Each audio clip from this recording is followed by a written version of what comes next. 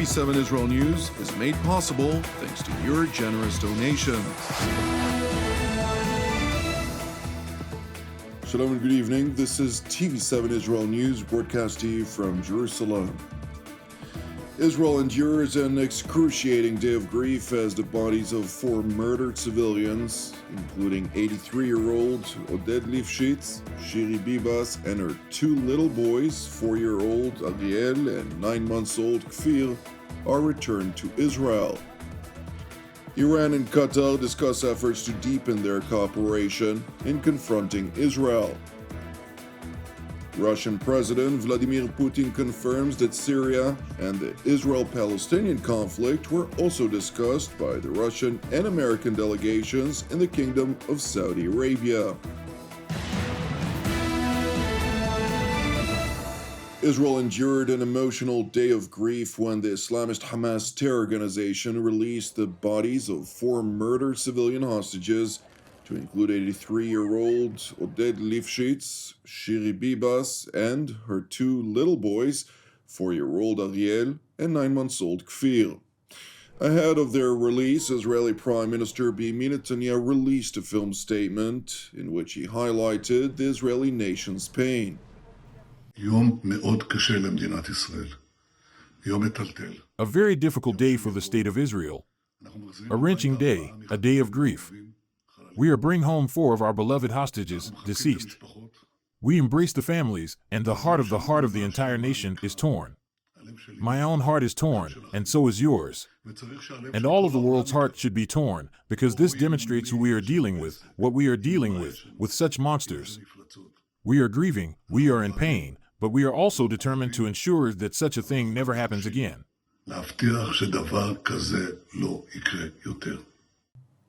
Murderous Hamas terror operatives performed their abhorrent propaganda spectacle this morning before handing over the coffins of the 4 Israeli hostages to the Red Cross, which immediately transferred them to the IDF and ISA.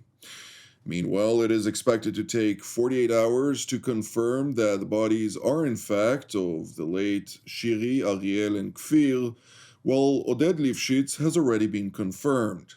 Meanwhile, in Jerusalem, Israeli residents of the capital have expressed both frustration and hope, while rejecting claims by the Islamist Hamas over their deceitful claims that the Bibas family was killed due to an Israeli strike. I feel sad for our society, and I feel devastated for the families. And I'm trying to find hope somewhere with the wonderful young men who are going to come back on Shabbat. But honestly, I feel that we have an endless wound in our hearts that is going to take a long time to heal. Today is going to be a very sad day to the state of Israel because we had a lot of casualties. The Hamas raped, burned, killed, massacred a lot of women, men, and children in October 7th, 23. But we knew about those hostages, the Bibas family. We saw them being taken alive and captured by the Hamas. And the lies that they're trying to spread around the world today, that supposedly they died because Israeli bombed in Gaza and they got killed. It's the biggest lie. They just massacred and murdered those people. There's no mercy with those people. Meanwhile, at the backdrop of ongoing preparatory discussions regarding U.S. President Donald Trump's plan for the Gaza Strip, Egypt and Jordan continue to work tirelessly to torpedo the American leader's proposed plan for the devastated Gaza Strip. During a state visit by Spanish President Pedro Sanchez, Egyptian President Abdel Fattah al-Sisi stressed the importance of the international community's opposition to the displacement of Gaza's residents, which was subsequently reinforced by the Spanish leader. كما أكدنا We confirmed the importance of the international community's support and their adoption of the plan for the reconstruction of Gaza without the displacement of the Palestinian people. I repeat, without the displacement of the Palestinian people from their land and their homeland, which they do not accept to be given up, and which guarantees the immediate start of relief and recovery operations. A resounding rejection from Spain and its government of the proposal to relocate the Palestinian population outside the Gaza Strip. Gaza belongs to the Palestinians and is part of the future Palestinian state. Its expulsion would not only be immoral and contrary to international law and United Nations resolutions, but it would also have a destabilizing effect both regionally and globally. President Sanchez went on to reassure President al-Sisi of Madrid's support for a two-state solution to the Palestinian-Israel conflict under his leadership, of course, while stressing further that Spain intends to support an Arab proposal that will be unveiled at the upcoming Arab League summit in Cairo, scheduled for March 4th next month. Desde España vamos a seguir apostando, presidente al-Sisi. From Spain, we will continue to bet President al-Sisi on a political solution that allows the realization of the two-state solution. For this, Arab leadership is essential, and we will of course support the proposal to approve the idea of Gaza's reconstruction at the upcoming Arab League summit in Cairo on March 4th. La idea de la reconstrucción de Gaza. Turning to the Islamic Republic of Iran, where Iranian President Masoud Pezeshkian hosted Qatar's Emir Tamim bin Hamad Al Thani, during the course of which the two leaders discussed efforts to deepen collaboration between the two countries on matters related to the Gaza Strip and their aspiration to rally the Islamic world to confront the State of Israel. In this meeting, we emphasized the need for more coordinated measures by Islamic countries to alleviate the suffering of the people of Gaza, put an end to the crimes against them, and pursue accountability for criminal actions. The Qatari Emir, for his part, highlighted that the discussions also focused on the Ayatollah regime's messaging to the Gulf nations, which are wary of Tehran's belligerence amid continued regional tensions. And while the Trump administration reinvigorated the maximum pressure campaign against the Islamic Republic, already causing significant impact to Iran's economy, Doha, which is a major non-NATO ally of Washington, is seemingly trying to bolster its economic ties with Tehran.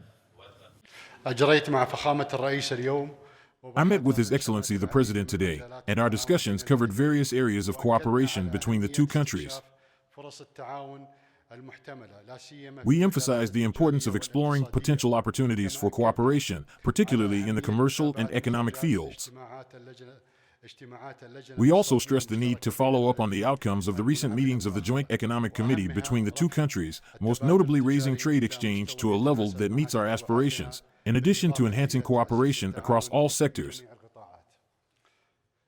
We discussed the difficult circumstances our region is going through, as well as the issues of mutual interest on the regional and international arenas. We agreed that the best way to resolve ongoing conflicts is through constructive dialogue. On this occasion, I welcomed His Excellency the President's expression of his desire for constructive relations with the GCC countries based on shared interests and good neighborliness. We reaffirm our support for this aspiration and for unneighborly relations built on mutual respect.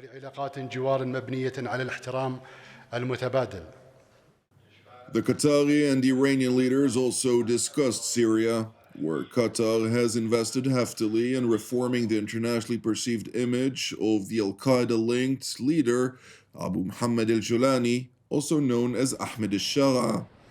And while Doha and Tehran are on the opposite sides of the Syrian equation, President Pezeshkian claimed that the Ayatollah regime supports the territorial integrity and sovereignty of Syria. We emphasize the territorial integrity and sovereignty of Syria, as well as the participation of all Syrians in determining their own destiny.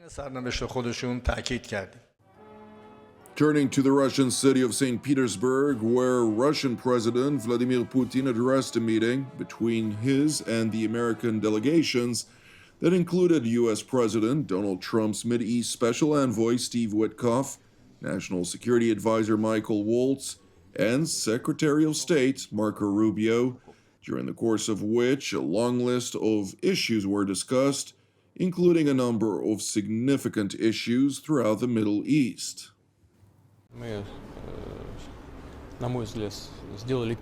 In my opinion, we made a first step towards resuming our work on various issues of mutual interest. This is, among other matters, the Middle East in a broad sense. I mean our presence in Syria, the settlement of the conflict between Israel and Palestine, and so on. There are a lot of issues.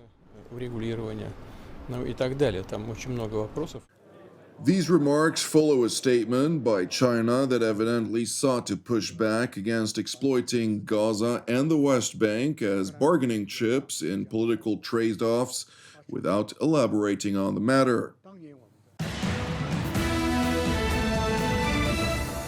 Thank you for watching TV7 Israel News. TV7 Israel is a non-profit ministry with all of our productions exclusively reliant on your generosity. Therefore, if you're blessed by the content of our programs, I would like to encourage you, support TV7 Israel. You can donate via our website at www.tv7israelnews.com.